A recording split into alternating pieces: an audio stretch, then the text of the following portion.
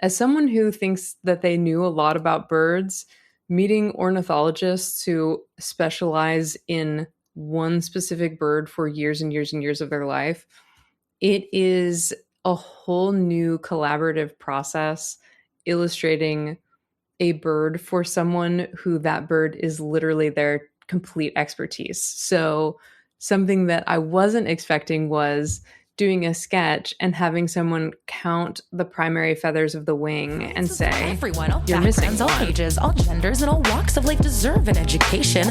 Come be one. Y'all, I have the distinct pleasure tonight of introducing Liz, aka IPaintBirbs, a natural science illustrator, award winner, in fact, of the American Birding Podcast 2023 Bird of the Year artist. That's true. Multiply featured across many social media reports for the incredible artwork coming from like all things birding from IPaintBirbs and Liz. Also, brand new mom. Congratulations. I'm relatively speaking. Yes. Rising Streamer of the Year at the Streamer Awards in 2025. Just absolute crushing it left, right, and center. Liz, welcome to the show.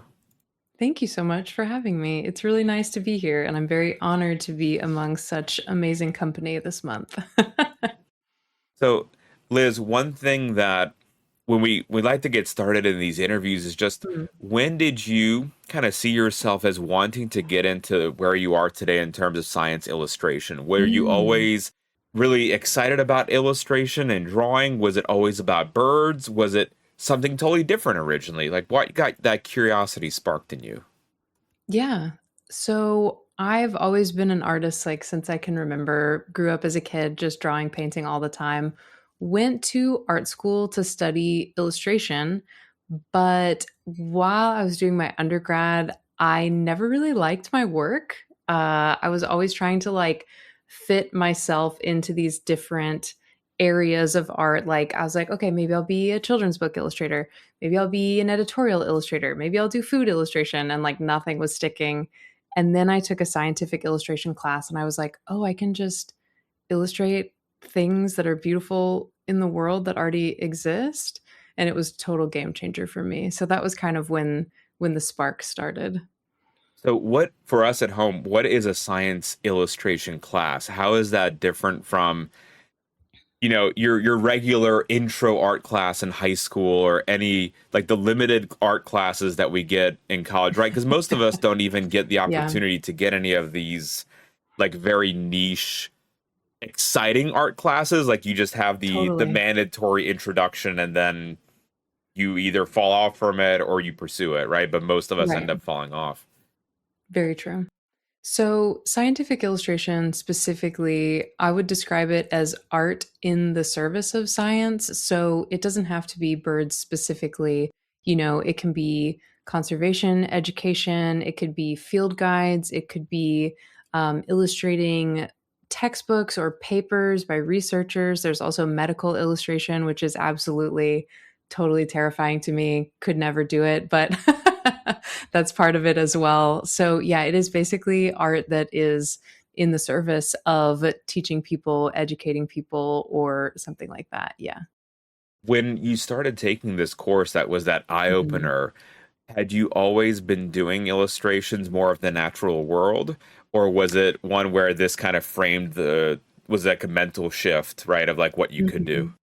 Yeah, I always loved nature, but didn't really grow up birding or anything like that. So I was an outdoorsy person, but it wasn't like, oh, that's my passion. And actually, art kind of jump started that for me, which I'm really thankful for.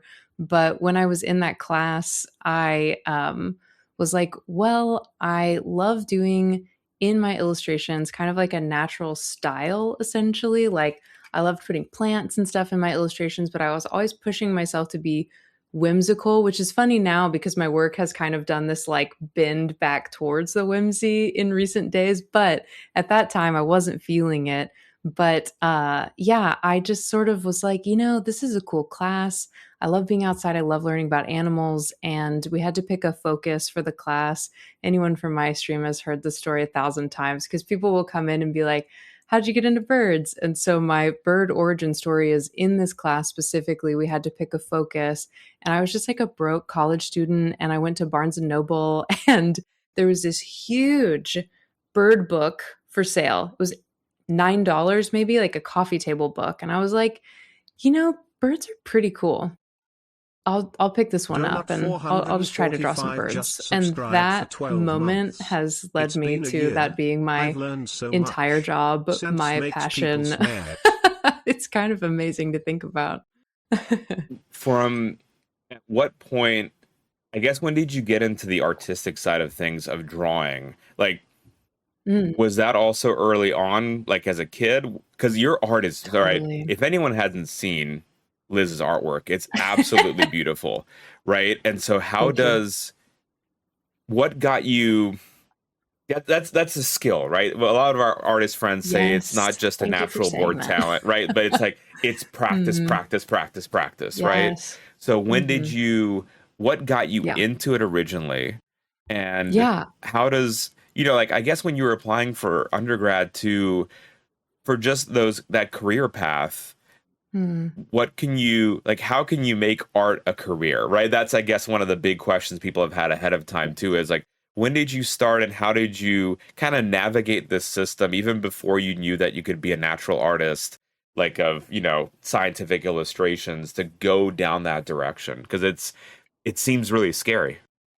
It's a great question, and it was really scary, but I think I since I was a kid, I'm so happy that you said that art is a skill and not a gift because I live in the South and ladies love to be like, you have such a gift. And I'm like, well, okay, it's a gift that I gave myself by years of hard work and dedication and practice. So I think when I was a kid, I was just wanting to make art. I was like maybe predisposed to be a creative person. So I just was always drawing and I always wanted to be an artist. Like I found little notebooks from when I was a kid that were like, when I grow up, I want to be an artist. So it really has, the dream has been there for a very long time. And I just always was on that path. And there were definitely a lot of people in my life that were worried about me. I think my dad specifically was always like, there was kind of a trend of, we call it being a starving artist. I think luckily we are moving away from that. Like, how are you going to get a job? How are you going to do this? And I was like, I don't know, but this is my passion and I am going to carve out a path for myself. And when I applied to art school, there was only one school that I wanted to go to. So I only applied to one school and I got in and I've just been kind of hammering my way through since then, I think.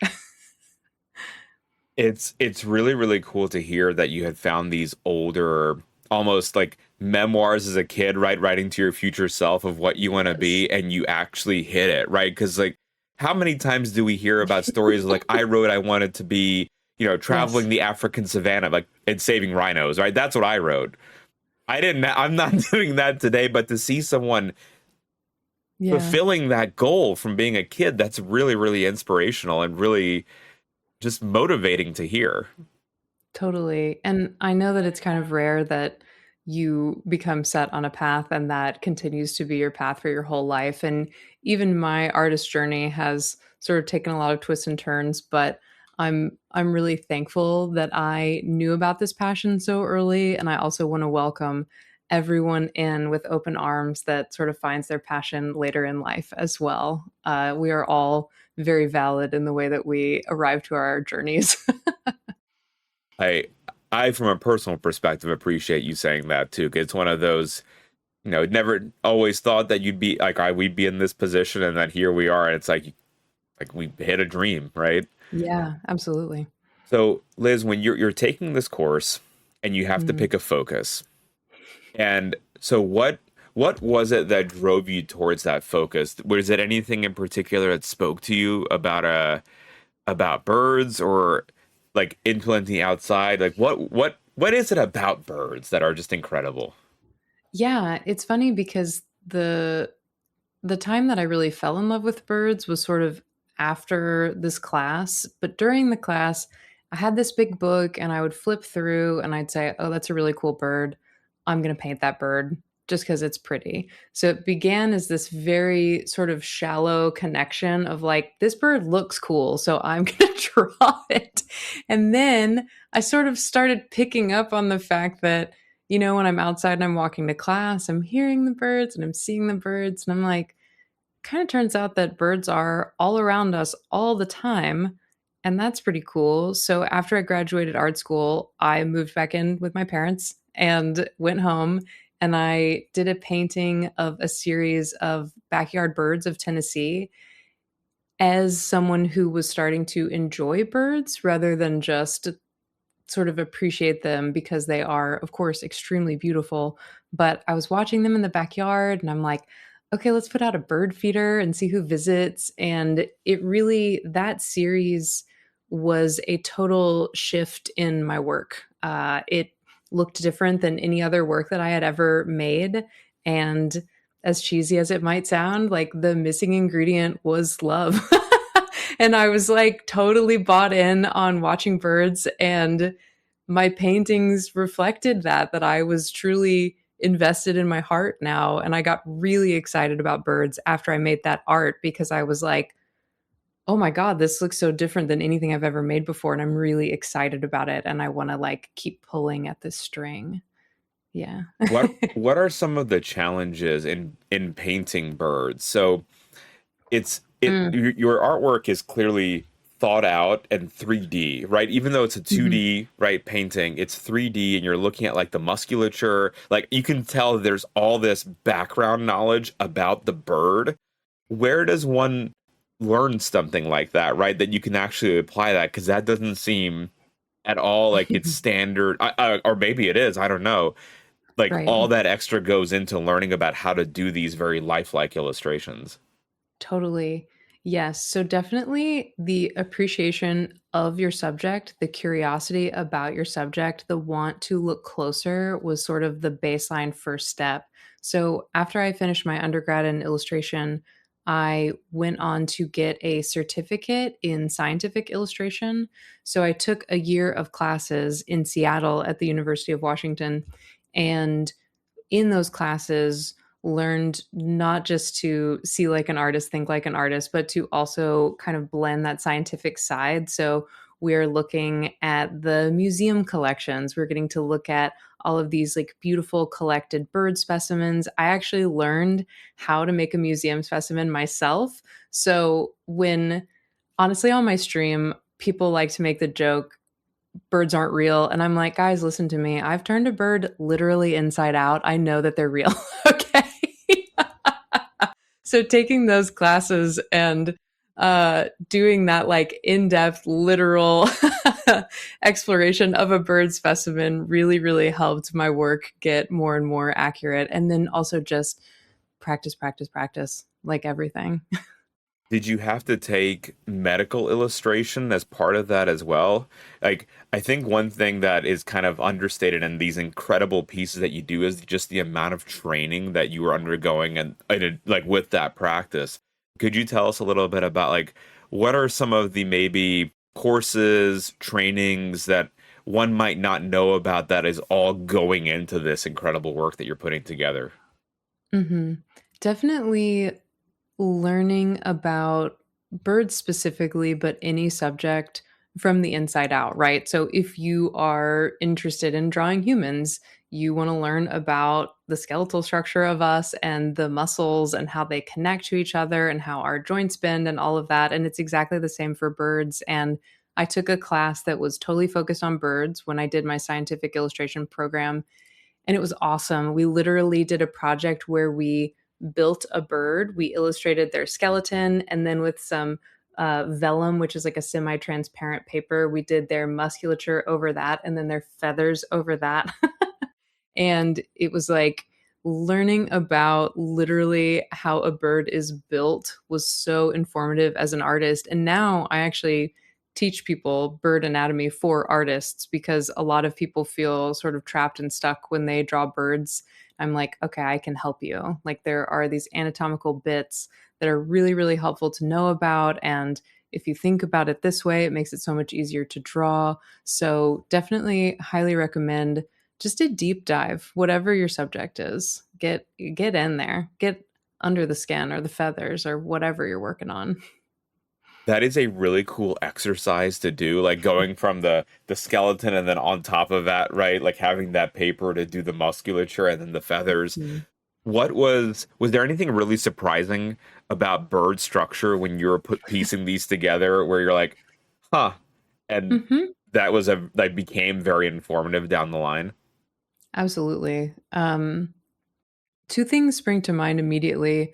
Birds have super long S-shaped necks. And that's how, birds can be like very borb and be like perfectly down and scrunched. And then they can also be like extremely tall. And learning that structure of the neck, I was like, oh, that's why they look the way that they do. And that's why they can be so compact or so stretched out.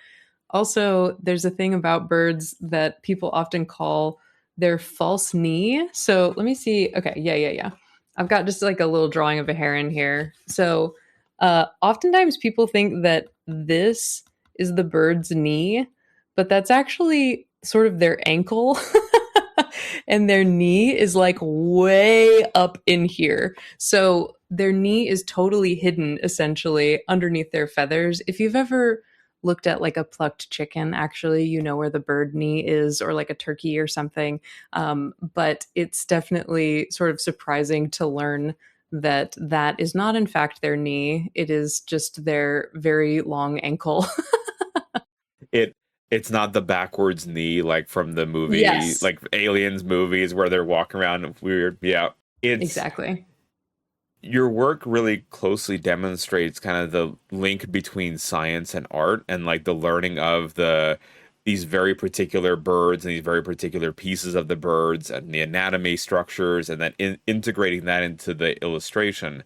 What was the hardest part in that transition? Because I imagine there was a change from the art that you could do before of these Mhm. birds, before the kind of this style learning and after. What do you think was the hardest transition and or most satisfying? Yeah, after I finished my scientific illustration program, I ended up at the Cornell Lab of Ornithology doing an internship with them. And I went in like, I can paint birds. This is going to be awesome. And I started collaborating with ornithologists. And as someone who thinks that they knew a lot about birds, meeting ornithologists who specialize in one specific bird for years and years and years of their life, it is a whole new collaborative process illustrating a bird for someone who that bird is literally their complete expertise. So, something that I wasn't expecting was doing a sketch and having someone count the primary feathers of the wing and say, "You're missing one." And I thought, "Oh, okay. Like, this is how accurate I'm going to have to be." So, really upping my level of attention to detail was definitely a challenge, but a fun one for sure. What is it like in that kind of environment? Like an internship. So, like, I guess, what is the ornithology lab about? My naive assumption is that they're studying like bird calls or maybe the genetics behind it, right? And not necessarily they themselves aren't producing the artwork. So, when you go in, what is kind of the mission that you're given as, Mhm. being part of this group? And what tools are you given? Or like you said with the feather number, were you given like how many primary feathers there were, or just like here's a photo of this bird that I study for the last 20 years and I need you to make this into an illustration? Right. So my work there was really varied. And you're right, there's a lot of different stuff going on there. They are studying bird calls, bird genetics, obviously, a lot of conservation work going on. There's a ton of citizen science research and also educational outreach going on. So I got to do sort of a bunch of different projects. And when they were for researchers there who were publishing scientific papers that were like, okay, this is what we've discovered, and we need you to show that. That's when I had to get really, really exacting with my work. And it was interesting because they were like, we need an illustration of this, but they're not artists themselves. I'm not an ornithologist. So oftentimes we in the beginning didn't really know what the other one needed. So there were a lot of conversations back and forth. And I definitely did a lot more sketching later on to be like, is this okay before I paint it? Are we on the same page? You know, the prep work was a lot more arduous than I'm just painting a bird because I love it and it's beautiful. So I had access to the specimen collection, which was absolutely incredible. And then, of course, access to the ornithologists themselves. Like, I did a project about chickadees and I had to paint Carolina chickadees and black cap chickadees are extremely visually similar. And I was texting with my collaborator every day, sending him a picture of the painting. Like, do they look right? Like, are they different enough? Are they the right kind of different? Does this one need more buff color on the side? You know, that kind of a thing. So when it's scientific illustration, you really can get in the weeds of the details, but it's a fun challenge. And that's honestly why I've kind of swung back towards my whimsical work to kind of have this nice balance of I'm doing these super serious illustrations that take 10,000% of my brain power. And then I'm now going to put a bird in cowboy hat and boots to just sort of express some creativity and joy and have fun because, you know, joyful illustrations can bring people to nature and science and conservation as well. So that's been a nice thing to discover. Is there, when you were doing these art pieces, like the Chickadee project, for example, were there any past illustrators or almost references that you could work off of, or was this one of those where you were the initial trailblazer in this field, and it's like, Liz, this is on you?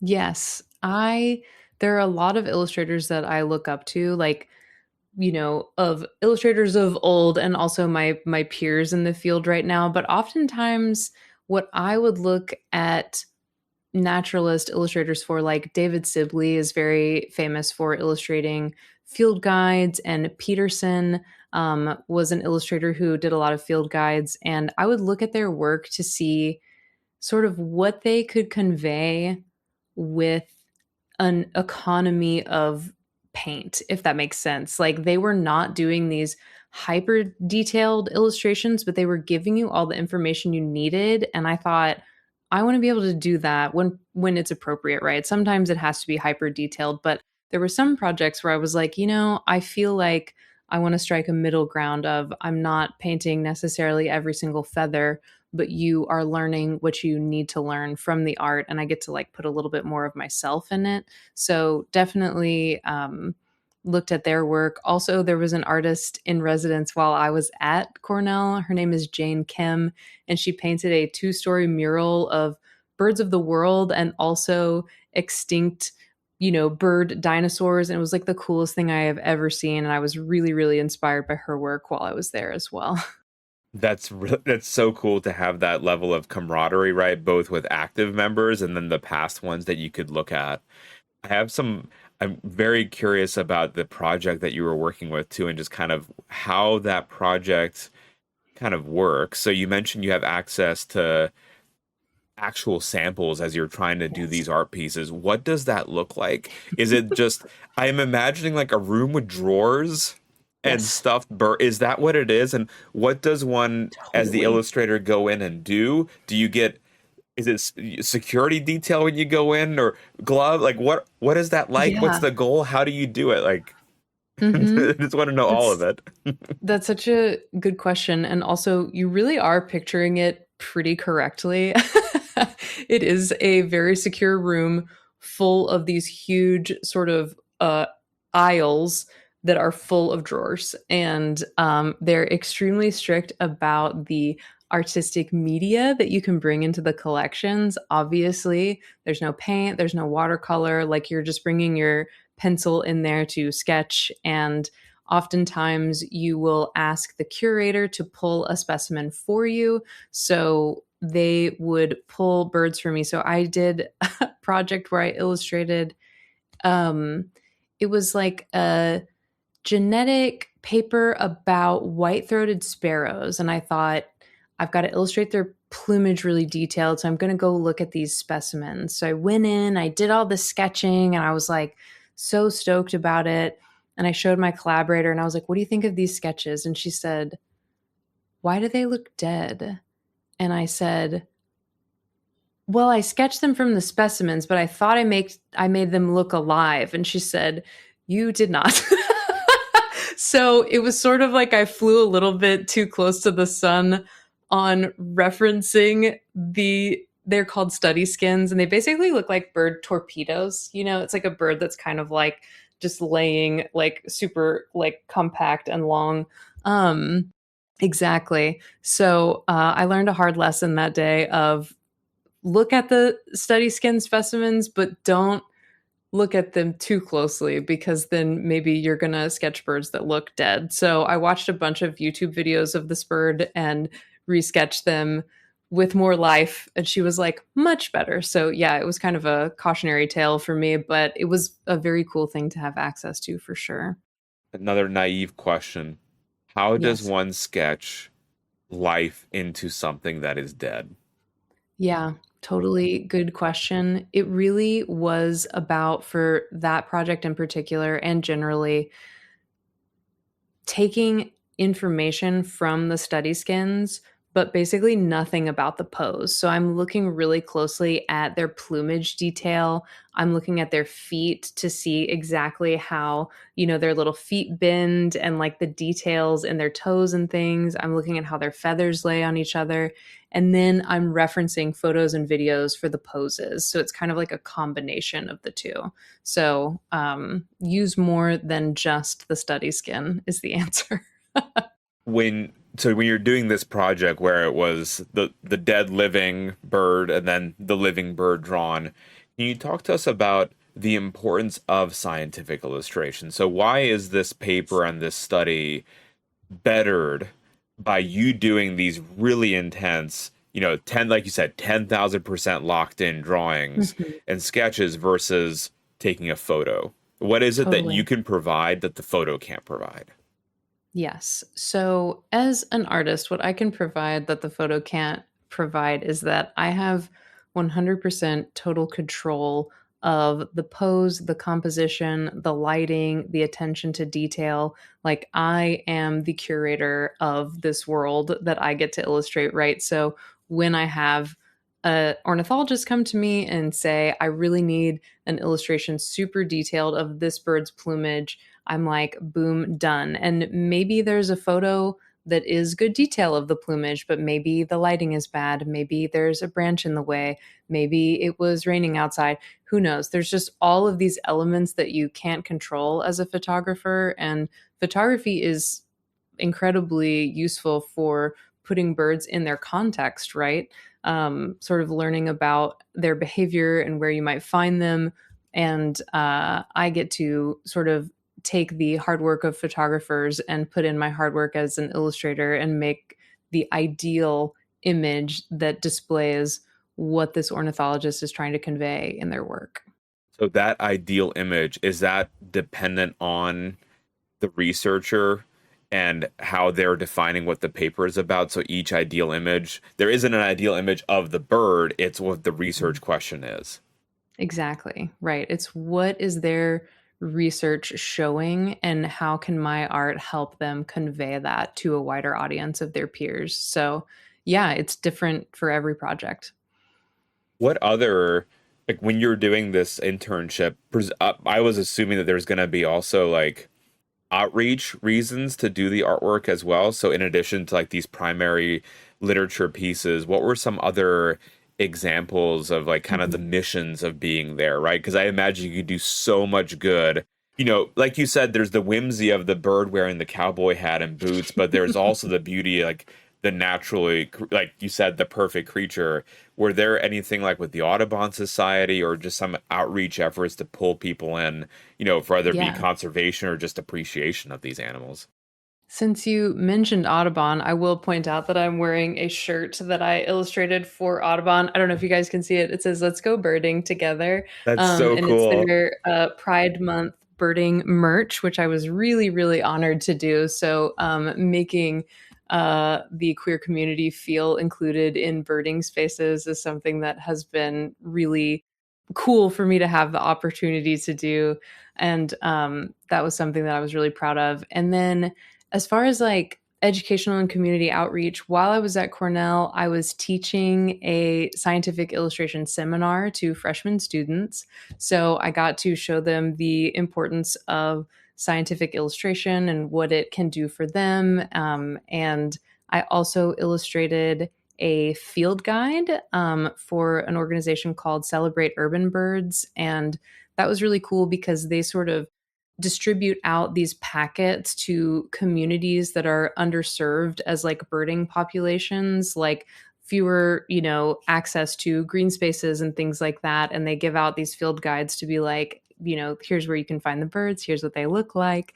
And yeah, just things like that, basically, using my art to kind of get people more interested in birds rather than just necessarily illustrating like these super serious scientific papers. At when you were doing the internship or even later on, were there any instances where you went to like a particular field site? Like there wasn't this Mm. specimen that you could grab a hold of that you had to travel out to like a research station and do some on-field sketches? And if so, what were some of the challenges associated with that? So I have not gotten to necessarily go to a place with the mission to study and illustrate a specific bird. I did have the extreme honor of leading a field sketching class for my freshman students in the Galapagos Islands, which is obviously easily the coolest place I've ever been.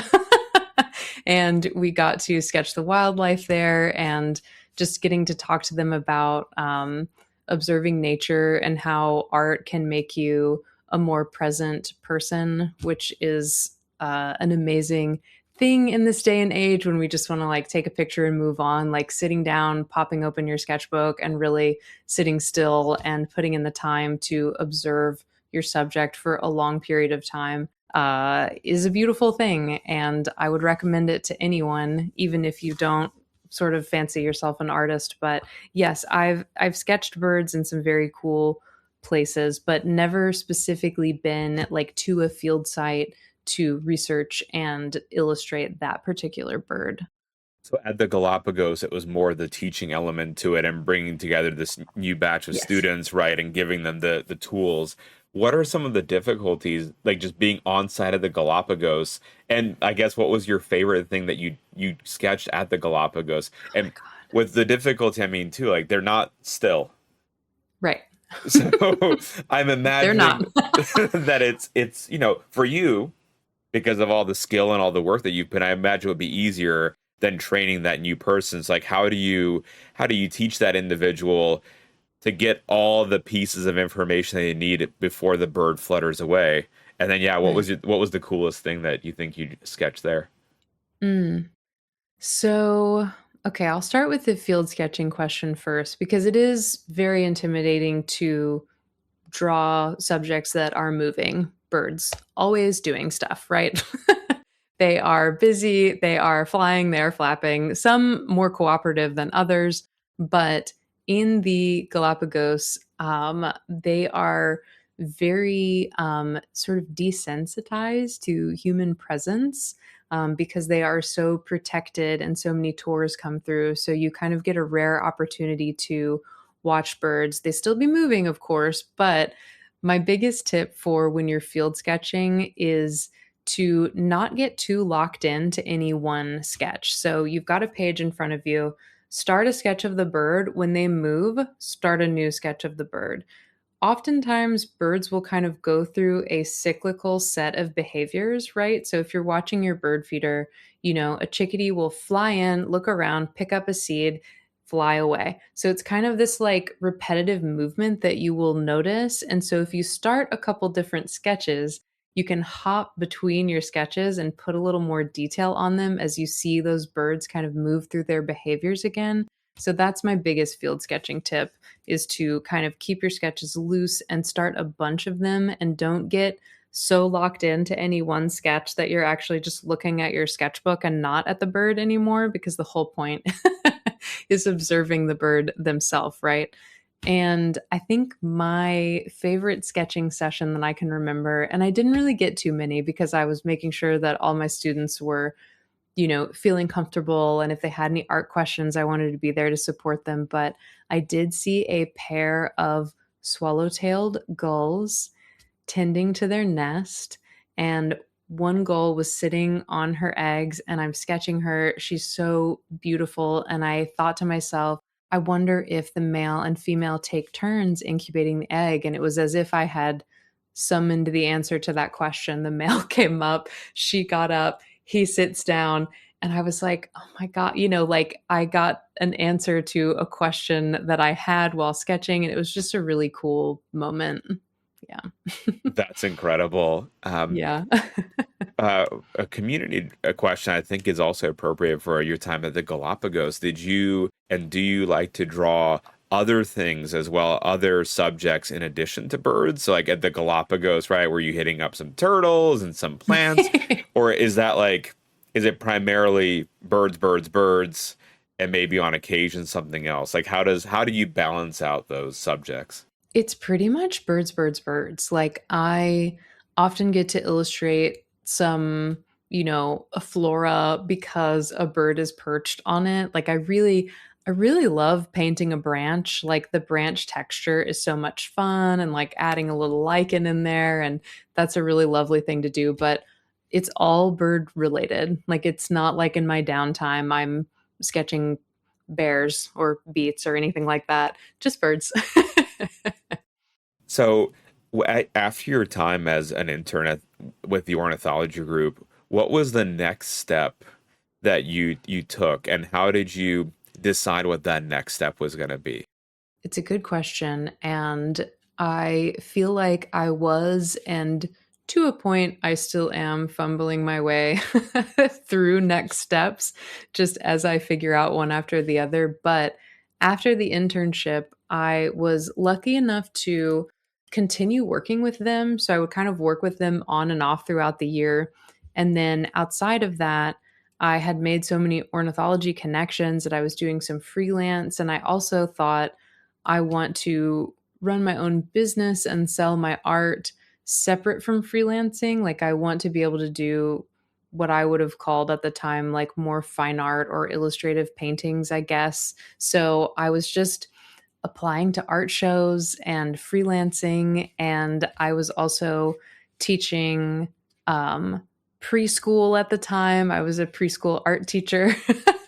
And just sort of figuring out how to make it by. I was a camp counselor at Audubon, just doing what I could and making time for myself to make as much art as I could and figure it out along the way. With the art shows and all these different pieces that you're able to do, what media do you feel that do you have a preference for a certain kind of medium when doing your work? Do you have a particular set of ones that you enjoy? And is there a medium that you haven't tried but you would love to get into? Yes. So I'm literally surrounded by art supplies at this moment. So I will tell you about all of my favorites. I started as primarily watercolor, and I saw someone ask earlier why watercolor, and I really love it because it's extremely versatile. I think often people think of watercolor as this expressive and like loose medium, but if you control the amount of water that you add to your brush and the amount of pigment, it can be extremely excruciatingly exacting. So I really liked it for that. I was like, I love the detail that I can get, and it was perfect for sort of my intro into scientific illustration.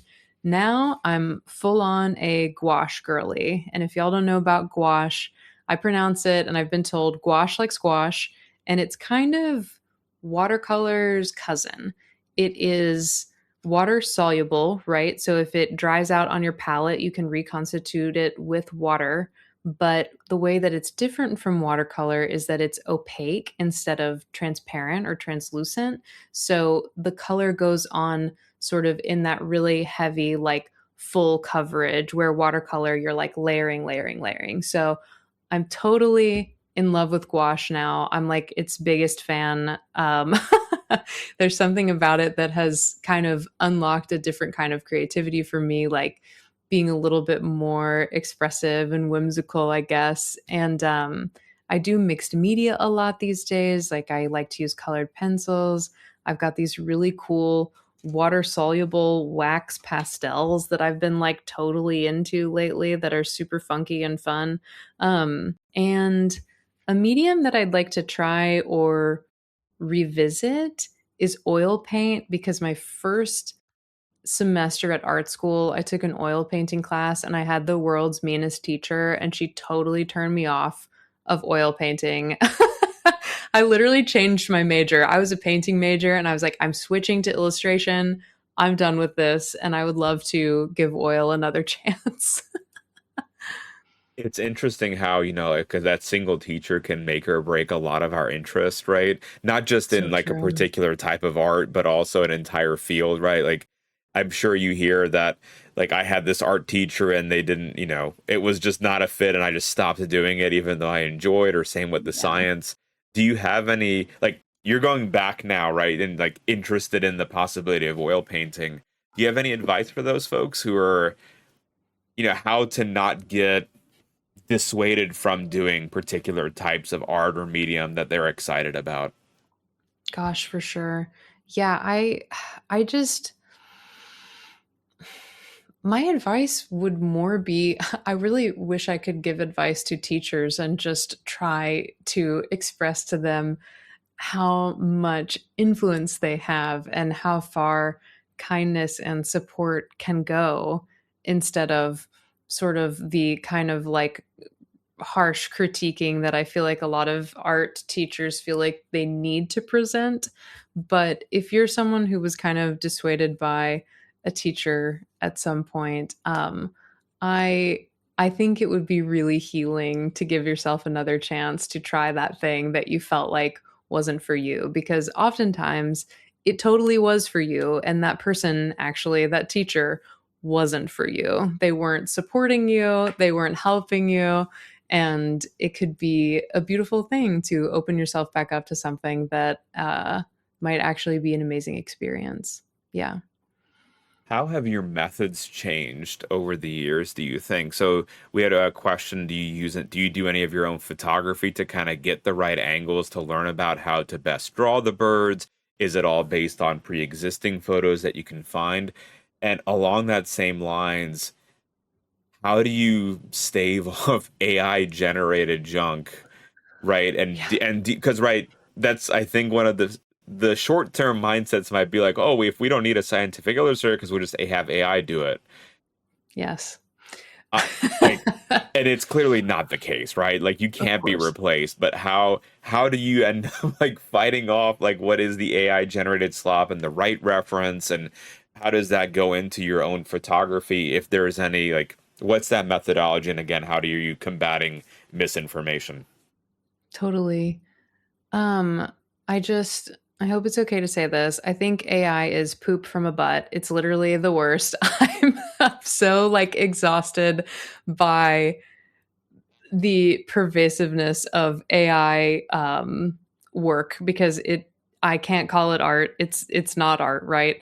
Um, Something that gives me a lot of sort of personal joy is when I'm looking at Google Images to try to find a bird and I see an AI generated bird and I look a little bit closer. Its feet are so busted. I'm like, listen, AI, like I've spent years and years learning about bird anatomy. I know how many bones are in each toe of a bird. I know how many toes birds have. I know which way they're supposed to be pointing. AI doesn't. And it's just very validating, honestly. It's very validating to be like, actually, yes, this is clear slop. And I think that what gives me hope is that people with heart and who care about their work being represented well will hire real artists. And that means that some people won't, but I'm not really interested in those people. I do think that There is a human element that simply cannot be replaced. And I think that the soullessness of AI will wear on everyone and it will slowly die. That's my hope, anyway. That's my dream. And for me, it's so funny because, like, you know, uh, I I comb through images for every project. For any one illustration that I do, I have multiple reference images. Like and I'm looking at specific parts of each of them and kind of Frankensteining them together in my mind or in my sketch to make a piece of art. And I that's a really important part of the process for me, is that research and the time that it takes to gather references thoughtfully with a mind for what I'm trying to portray. Sometimes I take my own photographs, but as a new mom, I've had less and less time to sort of supplement my work that way. So most of the time these days, I'm using the Frankenstein method of using so many different images that I'm not infringing on the copyright of any one, which is really important for artists to be very respectful of copyright and make sure that you're not using images without, the photographer's permission. And some projects, when it's a bird that's really hard to find, I'll just reach out to a photographer that has pictures and I'll be like, "Hey, can I license these photos from you? Like, I need to reference them for a painting." So I've done that as well. But yes, that's part of my process, is that deep research that I feel like AI just ain't doing it. It's really reassuring to hear you say that as well, that it's not doing it, that you can, like, your training is so, like, it also speaks to how much work you've put in, right, all of these years, right, to put in that training and that knowledge, that it's like, look, I can look at this and tell you that it's wrong. And I'm sure it's frustrating then to convince your average Joe, maybe, who doesn't see, is not able to see that. And it's like you're almost having to argue the value of one's position, right? When it's like you're in this world. And it's, again, really refreshing just to hear, like, again, how important your process is in terms of researching the background knowledge that you have. Like, that's not really something that you can replace. Totally. When, as you're doing these pieces now, Liz, has there been a bird that you've painted, sketched, that looking back on, you're like, wow, that was an extremely difficult project, but really satisfying at the end? And can you tell us a little bit about that story of why that would have been and what made it, like, really satisfying at the end of the day? Yeah, I think one project that I'm really proud of and that took a lot of research and a lot of planning was I ended up illustrating a guide to the hummingbirds of North America. And hummingbirds are so small and so complex, and they have iridescence that comes from structural color, not pigment. So their little, like, glowing throat feathers are this fascinating scientific marvel. And I'm like, okay, yeah, sure, I'm going to paint that. So hummingbirds are really, really challenging to paint. And illustrating that field guide was a really cool, very hard project. And I am so stoked that people have my illustrations when they're in the field and looking for hummingbirds and trying to identify them. That feels really, really good. From a painting perspective, I can't even imagine how challenging that is, right, to do the structural color, because each image, even if you're getting reference, right, from different angles, it's going to look different. That's the beauty and the complexity of structural color. So how did you kind of mold all those references together to be able to make that, that one angle and that one view with the lighting that you visualize, but to be accurate? Because it's just like, that's the detail of how you see that must be, it's incredible. It's like the process to Yes. me, Liz, I'm just like, oh my God, it's so cool. Yeah, thank you. And it is I want you to picture that I've got two monitors, and anytime I'm working on like a really detailed project, one monitor is just like it's like a collage of reference photos, like anywhere from 10 to 20 photos open at any given time that I'm like toggling between, like, okay, wait a minute. Now, all right, I'm going to look at this one for this part of the bird and this one for this part of the bird. So, honestly, just it kind of comes back to the idea of knowing your subject really well gives you the ability to render them more accurately. So just doing all that research and kind of being like, okay, this is the color scheme I want to show. This is how the lighting is going to look.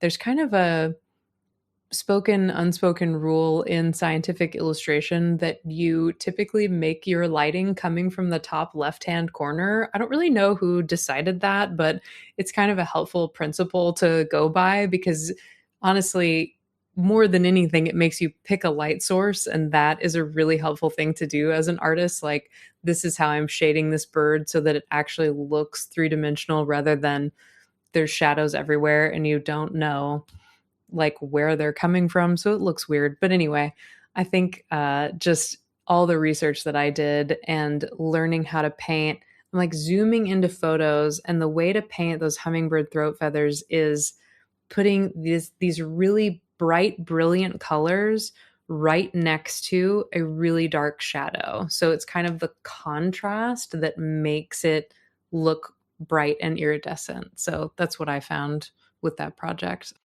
Did you have a favorite bird that you've illustrated in the past? And is there a dream bird that you haven't been able to get yet, but that you would love to? You know, favorite bird I've illustrated.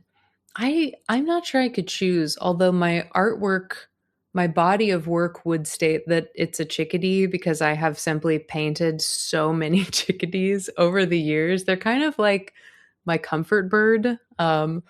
My little chickadee in like a cowboy hat and boots is kind of what started this like bend back towards whimsical work for me, which was really fun and freeing. But I think there's not a bird that I'm like, ooh, I'm so desperate to paint it because I just could. I with my personal work and with my business, I could paint anybody. So I think I'm just sort of painting birds that come up for a project or that I'm passionate about or that I'm trying to teach people about. There's just sort of reasons that they'll pop up in my work. And if there was a bird that I specifically wanted to paint, I would just paint them. I love that. You're just like, look, I got the skills for this. And you're right, like the methodology that you have and the training that you have, you're able to do any one of those birds. And that again, I think highlights just how impressive, right, what you do is and how important what you do is. Thank Um, you. so we are celebrating women in STEAM this month, right? You're joining Yeah. us amongst our many other guests. One of the unfortunate parts of why we do this, right, is to bring awareness that women are underrepresented in the sciences, technology, engineering, art, mathematics. Can you talk a little bit about if you experienced any difficulties as a woman in the field and how you overcame them? And then I guess the big picture is what advice would you give to the next generation of women who are interested in this field that you wish that you would have Mhm. known? Yeah. I think, hmm, I think I feel very lucky. I know personally a lot of very strong, very skilled, very confident women artists. And I feel sort of, I don't know, empowered by them, I guess. And I think that something that I have always tried to be sure of myself in is knowing my worth and knowing that I've worked really hard to become an expert in my field. And there will always be people, usually men, who want to sort of discredit you and, maybe push against you or feel like they know more than you. But the older I get, and now having a daughter myself, I'm like, I want her to always feel like strong and rooted and whatever she becomes an expert in, like to believe in herself and be confident in it. So I want, I don't know, I want y'all to feel empowered. Like I want this next generation of women artists and non-binary artists and queer artists and any artist to feel like they belong at the table and there is space for you. And with art, every artist is sort of taking how they see the world, and then it goes through the lens who is you and comes out on the paper. So every perspective is unique and needed, right? So we need your perspective is what I would say. I absolutely love that. So Liz, as we're wrapping our interview, because we want to be respectful of your time, and I know you've got the little one just as we do. Before Yes. we, go into all of the things that you do and that we would like you to promote and share upcoming things, one of the big questions that we've been asking each of our guests, not just this year but last year too, is, you know, you as I Paint Burbs, right, are an inspiration to many people, right? Your story is one of perseverance. It's one of, that change in that class that you were telling us about, to do the scientific illustration and to pursue ornithology with the group at the internship, and getting to hold real life birds or dead birds, right? And drawing them out and sketching them, and, going into different media and being published in books, and, being a partnered streamer on Twitch where hundreds of people watch you paint these incredible birds. What does it mean to you to potentially be an inspiration for the next generation, just to be this incredible woman in STEM? What does that mean to you?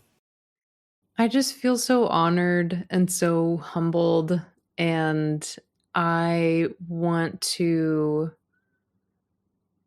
be a resource for folks that I don't feel like I had when I was a young illustrator, or a young artist wanting to go into this profession. Like, we didn't have like, I'm going to make myself sound a little old here, but we didn't have, social media, like seeing people being these like experts in their field and thriving. I really felt like I was carving my own path out. And now that I have carved it out, I would be honored for anyone to want to walk on it. And the fact that my work inspires people or makes them feel like they could be an artist as well is truly so humbling. And I don't take it lightly either. I'm very honored, and I want to make sure to continue to walk this path with integrity and wisdom and learn from my peers and course correct when I make mistakes. Like I'm always growing. I don't have it all figured out, but I would love to grow with the people who care to be a part of it. So I'm just really, really honored to be a cool artist bird lady that anyone would look up to. And speaking of being an incredibly cool artist bird lady, you stream on Twitch as well, and partnered. I had the pleasure of meeting I Paint Burbs live at Yes. TwitchCon. Still one of the best photos. I'm like, my hair was perfect, and it was all. I'm like, look at this person that I'm with. How did you get started on Twitch? And like, Mm. how did you kind of parlay that into what it is now, where it's a combination of looking at birds, like live at the bird feeder? And as you're illustrating, one of my favorite things is that you're imparting that knowledge that you have on us. You're teaching us almost, um, without us ever being in person in the class. How did you get started in on Twitch, and what does the future for I Paint Burbs on Twitch hold? Yeah. So I got started on Twitch in the pandemic, like so many people did. When did y'all start streaming? Actually, anyway, Pandemic too. I'll pandemic. Yeah, that's what I thought.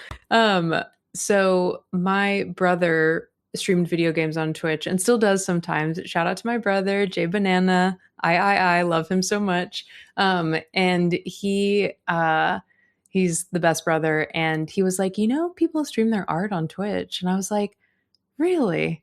Wild. Because I would just chill in his stream. That's really where I lived and landed on Twitch for a long time. And so I kind of peeked at the art category and I was like, you know, true. There are people doing art on here. How about that? Maybe I could do that. So I started streaming from my MacBook, which almost blasted off into space every single stream. It was the loudest computer on the face of the earth.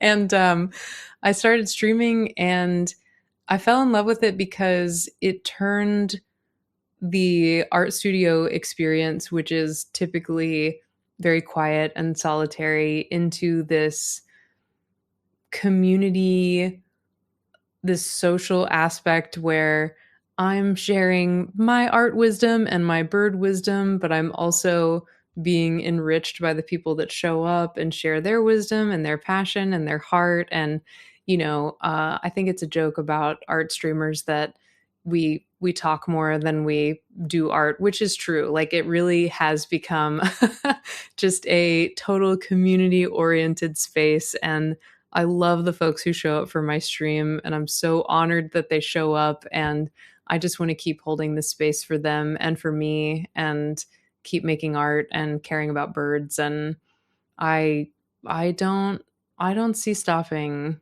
anytime soon. And it's wonderful to have seen like you being recognized by so many different groups, like we mentioned at the intro, even this big streamer awards, right? To be Yes. nominated as one of the rising, was it the hidden gems, right? I Um, was actually nominated for creative arts streamer, but yes, being recognized at all at the streamer awards was very cool. And you can probably relate to this. I was listening to a Twitch stream and changing my daughter's poopy diaper, and my friend was watching who was being nominated for the streamer awards, and they started yelling Liz. And my husband came in and he was like, "You got nominated for a streamer award." And I said, "That can't be right." I don't think so. But it was true, and it absolutely blew my mind. It was very cool. I remember we had the nominees up on our stream and we were showing off that you were there, and it was like how cool it was to have a scientific illustrator of Yes. birds of all, in a primarily game IRL dominated space. Incredible. And I just want to let you know like that means a lot to many of the artists in this community as well. It's like another reason to look up to someone who's this, you're grounded, you're talented, you're trained, you're like all these wonderful different things. And it's like, yeah, like she also got recognized for this. And it just Yeah. further like inspires, I think, many of us in the community to continue on doing what we want to do. Thank you. Yeah, that means a lot. And I was totally shocked, and just I'm honored to represent of what is a sliver of this sort of beautiful, growing, like more science focused side of Twitch, and I feel really just I still can't believe that it happened, that I got nominated at all. Very thankful to be recognized in that way. Yeah. I'm secretly hoping that you apply for Twitch Ambassador and we get you on board with that and just keep onwarding and upping. Um, Well, I'll have you know that I did apply, so keep your fingers crossed. I got them crossed and my toes, Liz. I think you're, like we said, an incredible advocate, not just for women in STEAM, but for all members of the STEAM and art category. And you'd be an incredible advocate to have for anybody. So, Liz, as we round out, please tell us kind of what can you promote everything for us, Madame? Promote the books, the websites, Yeah. the upcoming events, everything, please. Honestly, I'm in a season of life, as you are well familiar with my a little over a year old daughter, where things are slowing down a bit. But what is consistent is that I am streaming on Twitch on Tuesdays, Wednesdays, and Fridays, and I would be so honored for anyone to come hang out and watch the birds in my backyard. I am working on a new series of paintings that I'm really excited about for my daughter, really, because I wanted to get her some cool artsy bird identification cards, and there weren't any. So I'm making them. So I'm working on that project, and I'm about, I want to say maybe 8 or 9 birds deep out of a potential 50. So if you'd like to be part of that journey, please come hang out with me on Twitch.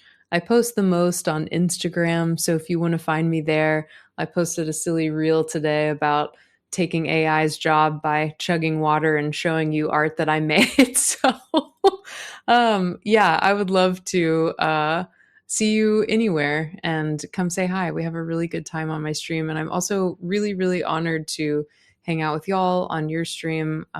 You've created such a cool corner of Twitch, and I really appreciate you having me be a part of it. And again, among such a very cool group of women in STEAM, I'm truly honored to be in this lineup.